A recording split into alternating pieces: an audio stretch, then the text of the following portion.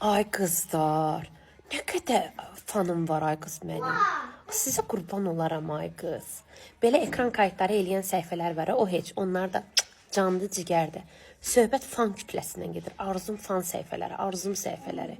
Deyəsən bu TikTokda indi tərifləmək kimi çıxmasına ən böyük fan kütlə məndədir. Valla, belə ekran kayıtları paylaşırlar.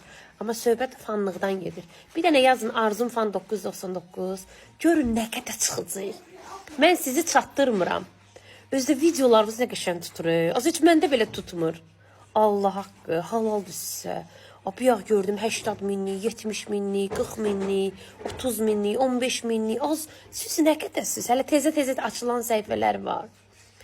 Kimisə görmürəmsə, qurban olun, məni tağ eləyin ki, siz mənim qabağıma çıxasınız.